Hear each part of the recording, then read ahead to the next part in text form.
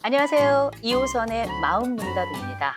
여러분 지하철 타시면 1호선, 2호선, 3호선, 4호선 여러분들의 마음과 일상의 문제를 요람에서 무덤까지 함께 풀어가는 달리는 순환선 2호선입니다.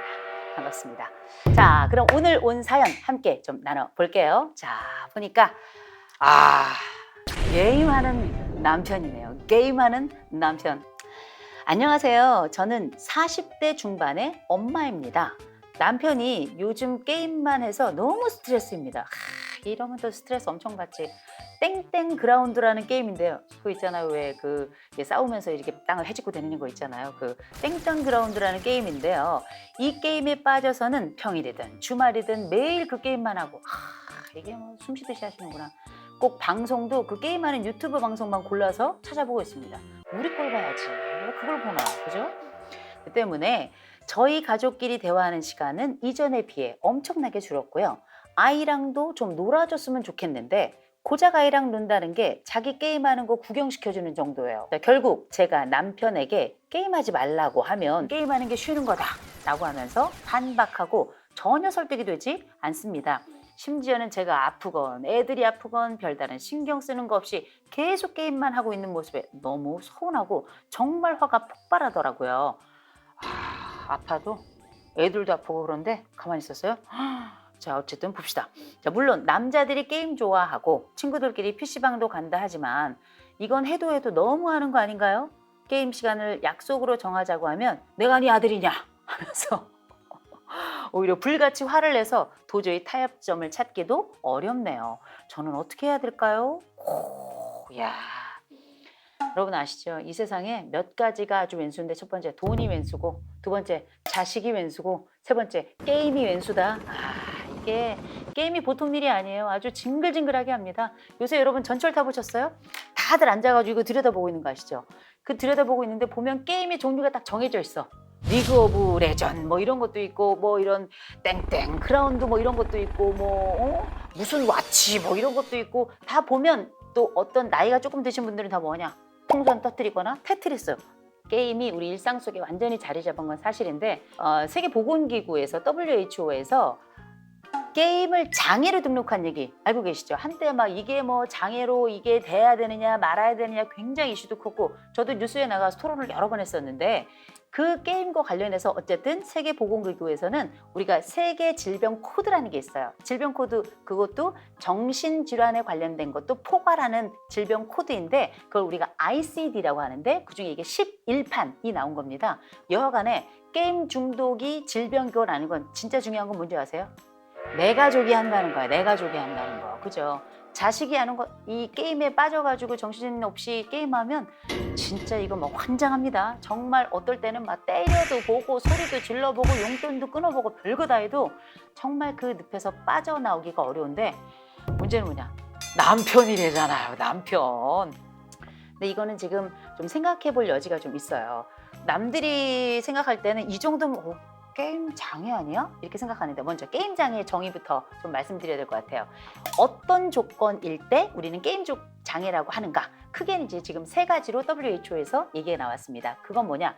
제일 첫 번째, 우리가 살아가는 동안에 보통 장애라고 하는 건 두 가지 기준이에요. 하나, 내 일상이 무너지고 심지어 주변에 있는 다른 사람들도 힘들어지면 우리는 이걸 장애다 그래서 영어 들어갑니다. disorder, 곧 오더가 질서란 뜻이거든요. 질서가 무너진 상태 이걸 우리가 디스오더라고 하는 거예요. 그런데 이 장애인데 그중에서도 게임 장애라고 하는 건 어떤 거냐? 첫 번째, 맨날 게임 생각만 나야 돼. 24시간 게임. 두 번째, 이 게임을 하는 게 일상을 방해해야 돼요. 지속적으로. 이런 두 번째 조건. 세 번째, 게임 때문에 생겨나는 문제가 있음에도 불구하고 이걸 멈출 수 없을 그 상황이 12개월 이상 지속될 때 이걸 우리는 게임 장애다. 자, 그럼 일단 이 남편에 대해서 생각을 해볼 필요가 있어요. 일단 게임에 몰입해 있는 건 맞아요. 과거에 우리는 게임 장애를 게임 과몰입이라고 했었거든. 과몰입 상태인 건 맞는 것 같아요. 그리고 요새 게임이 보통 일이 아닌 게 어떤 분들은 전문가들 중에 왜 게임 장애에 문제가 있거든 게임 중독이 되거든 같이 게임을 좀 시작하셔가지고 그 게임으로 대화를 시작하십시오. 같이 빠진다. 저는 반대합니다. 그러면 우리가 이 게임 중독, 흔히 말하는 게임 장애와 관련돼서 우리는 어떤 조치를 취해야 될 것인가 여러 고민들이 많이 있을 텐데 제가 지금 보니까 뭐 반박도 해보고 설득도 해봐도 막 이렇게 됐는데 제일 중요한 건 뭔지 아세요? 아내가 생각할 때는 남편이 게임 장애야, 게임 중독이야. 남편 스스로 생각할 때 나는 아니야. 왜? 난 직장 다니거든. 일상생활에 문제 없거든. 일상생활은 여전히 돌아가거든. 우리가 흔히 말하는 게임 장애는 아내나 혹은 아이들을 키우는 엄마들 입장에서 아이들이 게임하는 거 보면 맨날 게임만 하니까 게임 중독 같단 말이에요. 그런데 우리가 생각하는 주관적 평가로서는 어떻게 싹 다 게임을 시작하면 무조건 중독 같아요. 이런 건 있어요. 그런데 실제 이 남편이 중독인지 아닌지는 조금 차이가 있어요. 남편은 예를 들어서 게임은 하지만 직장은 나가잖아. 게임을 하지만 돈은 벌어오는 거 아니에요. 애를 좀 덜 보긴 하는데 애를 아예 뭐 게임을 하느라고 뭐 던지고 뭐 때리고 내가 게임을 못하게 한다 그래가지고 뭐 학대를 하거나 이런 건 아닌 것 같아요. 그러나 가족이 힘들잖아요. 가족이 힘들다면 고려는 해볼 수 있는 거예요. 근데 봤더니 반박 안 돼. 설득 안 돼. 왜?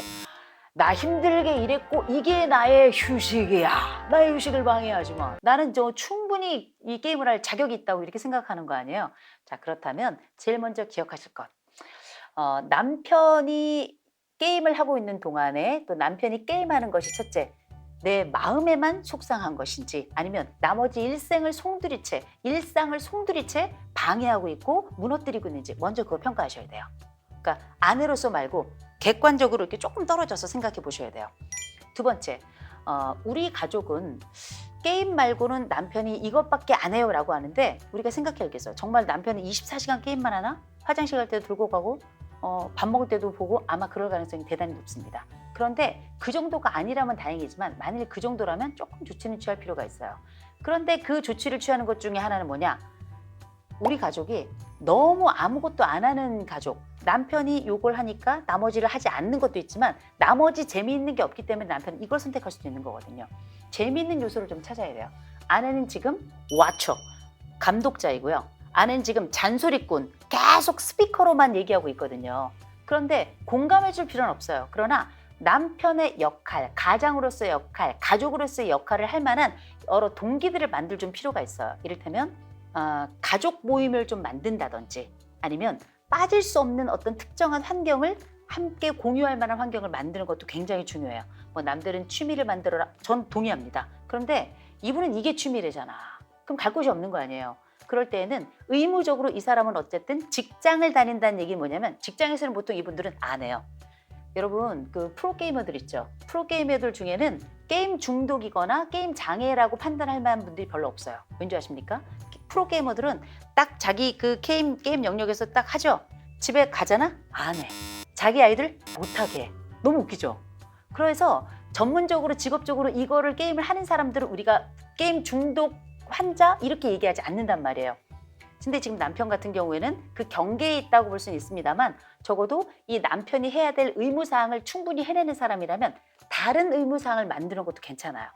내 기쁨에는 충분히 다가오지 않지만 그럼에도 불구하고 또 다른 공동의 영역에서 그 일을 해낼 수 있을 만한 환경을 만드는 것, 이것도 굉장히 중요한 과정일 거예요. 애지간히 잔소리를 하는 것 같아요. 그런데 이미 잔소리는 안 먹혀요. 많은 분들이 이런 얘기 하십니다. 상담에 오시면 제가 안 해본 게 없어요. 별걸 다 해봤는데 안 되더라고 얘기하더라고요. 안 되는 것만 골라서 한 거예요. 그래서 너무 염려하지 마시고 이게 조금 더 지나고 나죠. 노안이 와가지고 게임이 어렵다? 얼마 안 남았어요. 내 일상을 좌우하는 가장 우선순위는 무엇인가 같이 좀 살펴보면 좋을 것 같습니다. 2호선의 마음 문답 여러분들과 함께 하는데요. 마음에 문이 닫혀 있을 때 그 답을 함께 나누는 과정입니다. 여러 어려움이나 힘든 일이나 또 사소한 문제지만 잘 풀리지 않거나 궁금한 것들 있으시면 여러분들이 사연 보내주시면 그 사연으로 손가락으로 짚어가면서 그 사연들을 함께 풀고 나눠보도록 하겠습니다.